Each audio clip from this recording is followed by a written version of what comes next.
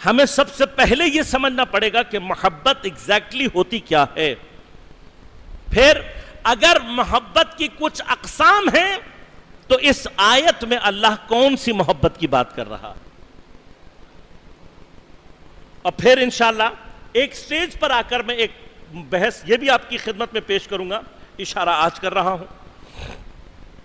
وہ یہ بات یاد رکھیے گا کہ خدا ایک ایسی لامحدود ذات ہے, انفائنائٹ ذات ہے, جس کے سارے کمالات انفائنائٹ ہیں, اور اس کی انفینٹی کا تقاضا یہ ہے کہ کچھ چیزیں اس کی ذات کے لیے صدق نہیں کرتی.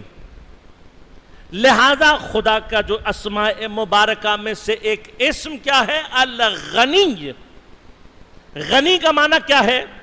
غنی کا معنی یہ کہ پروردگار پوری کائنات سے غنی عن العالمین, ساری چیزوں سے مستغنی ہے, کسی چیز کا محتاج نہیں ہے. لہذا اس چیز کی وجہ سے خدا کے لیے وہ حالات جو ہم اپنے لیے تصور کرتے ہیں خدا کے لیے صدق نہیں کرتے. لہذا خدا بہت سارے چیزیں جو ہمارے اوپر صدق کرتی ہیں خدا کے لیے نہیں کرتی. ان میں سے ایک موضوع یہ بھی ہے کہ یہ ہم ہیں جو محبت کرتے ہیں, جنہیں کسی سے محبت ہوتی ہے, ہم کسی سے ناراض ہو جاتے ہیں, کسی کی محبت, کسی کی دشمنی, کسی کی دوستی, کسی کا بغض, یہ ہمارے لیے تو صدق کرتا ہے. خدا ان تمام صفات سے ماورا ہے.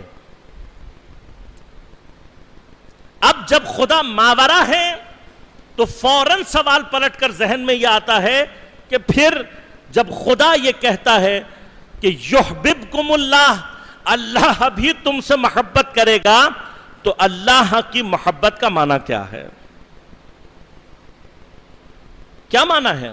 کیا واقعاً اللہ اس کی ذات ایسی ہے کہ اسے کوئی چیز اچھی لگے, اسے کوئی چیز بری لگنے لگے؟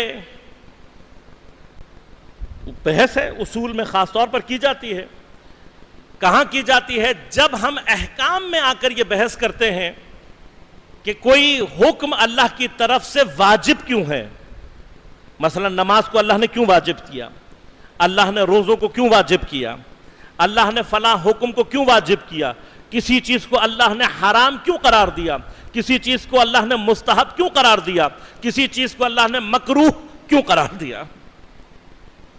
تو جب یہ بحث کی جاتی ہے تو اس میں ایک بحث یہ ہے کہ علماء یہ کہتے ہیں کہ مصلحت شدیدہ جہاں پائی جاتی ہے وہاں وجوب ہے. تو کہا مصلحت تو اس کے لیے ہوتی ہے جو محتاج ہو, جو کمزور ہو.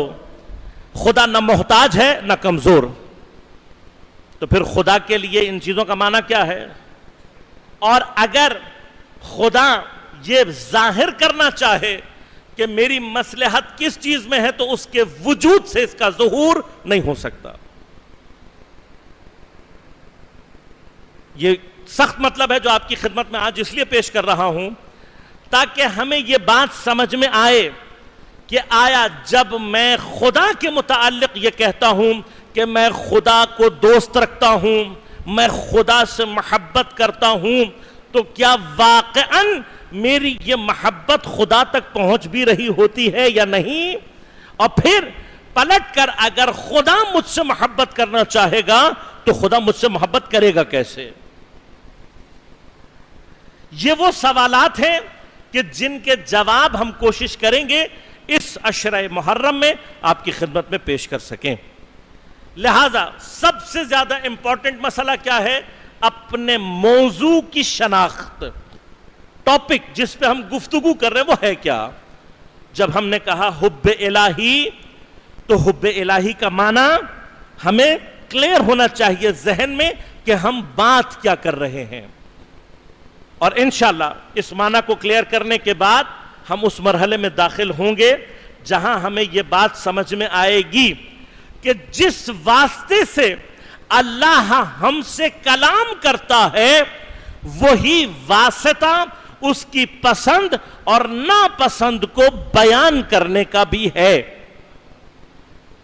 خود اللہ ماورا ہے اس چیز سے، لیکن چونکہ اللہ کا رحم، اللہ کا کرم اور لطف اس بات کا تقاضا کرتا ہے کہ اس نے جسے خلق کیا ہے اسے کمال تک پہنچائے، تو کمال تک پہنچانے کے لیے اس کے لیے کیا فائدے مند ہے اور کیا نقصان دہ ہے، یہ پہنچانا بھی اسی کی ذمہ داری ہے. تو جس کے ذریعے سے وہ مجھ سے کلام کرتا ہے، جس کے ذریعے سے وہ اپنے وجود کا پتہ مجھ تک پہنچاتا ہے، اسی ذریعے سے اللہ اپنی محبت کا بھی اظہار کرتا ہے، اسی کے ذریعے سے اللہ اپنے غضب کا بھی اظہار کرتا ہے. اور پھر مشکل کیا ہے، انشاءاللہ اس پر بحث کروں گا.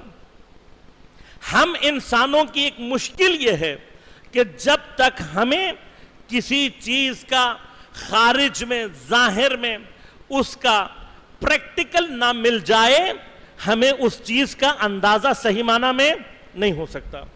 مثلا آپ نے جو چیز آج تک کتابوں میں پڑھی ہے کسی شہر کے بارے میں، آپ جتنا مرضی پڑھ لیں، آپ کو اس شہر سے محبت کبھی نہیں ہو سکتی.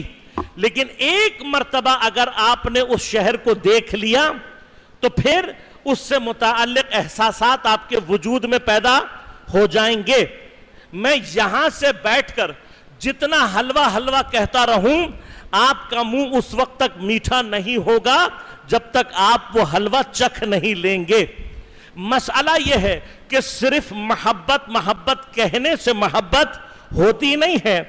جب تک محبوب نظر نہ آ جائے، محبوب کی کوئی پرچھائی نظر نہ آ جائے، اس وقت تک میں انسان کسی چیز سے محبت کرنے کے قابل نہیں ہو سکتا.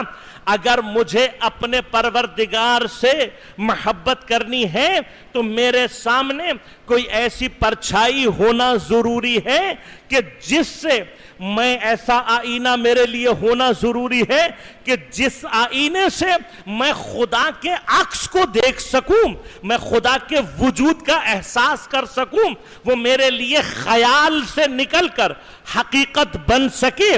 ایسی چیز کا ہونا ضروری ہے. تو پس ہم نے اس چیز کو تلاش کرنا ہے. قرآن نے بھی اشارہ کر دیا، ہمارے پاس قرآن نے بھی ہمیں سمجھا دیا کہ تم اگر محبت کرنا چاہتے ہو تب بھی وہ آئینے موجود ہیں، اگر تم مودت کرنا چاہتے ہو تب بھی وہ آئینے موجود ہیں، اگر تم ولا کی منزل میں پہنچنا چاہتے ہو تب بھی وہ آئینے موجود ہیں. لہذا فرمایا جس نے ہم سے محبت کی اس نے خود بخود خدا سے محبت کر لی.